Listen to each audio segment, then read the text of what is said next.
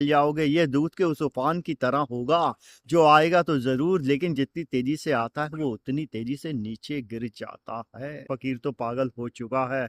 हमने समस्या क्या पूछी, अरीब बावड़ा जो है पतंग उड़वा रिया है। खैर, हमने विश्वास बाबा जी उससे शोर मचा रहे थे, यंग थे जैन जी, कि हमारे माँ बाप ने हमारा जीना हराम कर रखा है। ये हमेशा 24 घंटे हमें कंट्रोल करना चाहते हैं। फकीर से पूछ रहे थे और माँ बाप कह रहे थे ये बच्चे हमारी सुनते नहीं हैं।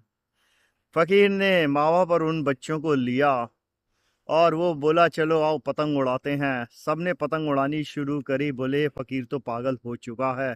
हमने समस्या क्या पूछी, अरीब बावड़ा जो है पतंग उड़वा रिया है। खैर एनीवे, अब बालक थे, क्या कहते, फकीर के आगे कुछ कह ना पाए, पतंग उड़ाने लग गए सब लोग।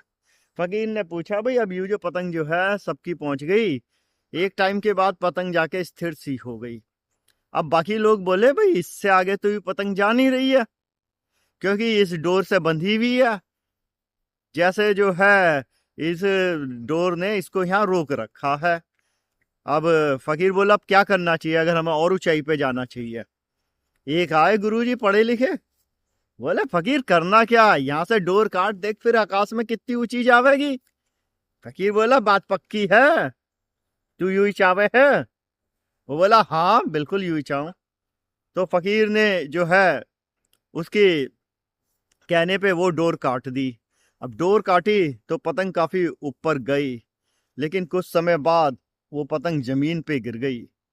अब जब वो पतंग जमीन पर गिरी, फकीर ने वहां लोगों से पूछा तुम्हारे माँ बाप इस डोर की तरह ही हैं, जब तक तुम उनसे बंधे हो तो तुम कंट्रोल में हो, लेकिन जैसे ही ये डोर कटती है तुम्हारे माँ बाप के प्रेम की, तुम थोड़ी ऊंचाई पे तो जाओगे और नीचे गिर जाओगे।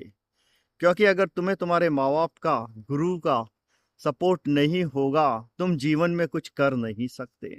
तुम्हें लगता है तुम बहुत तेज दौड़ के निकल जाओगे, ये दूध के उस उफान की तरह होगा जो आएगा तो जरूर, लेकिन जितनी तेजी से आता है वो उतनी तेजी से नीचे गिर जाता है। तुम्हें लगता है तुम्हारे माँ बाप तुम्हारे रास्ते का कांटा है, वो रास्ते का कांटा नहीं, बांध रखा है। जैसे एक कश्ती जो है समुद्र पे बंधी हुई होती है, अगर उसे वहां से काट दिया जाए उस छोर से, वो कश्ती कहाँ जाएगी उसे नहीं पता होता, वो लौट नहीं पाती। वैसे ही तुम्हारा होगा, हम एक दूसरे के बिना अधूरे होंगे, और जो शुरू की थोड़ी खुशी होगी वो गम में बदल जाएगी अगर माँ बाप का साथ ना हो।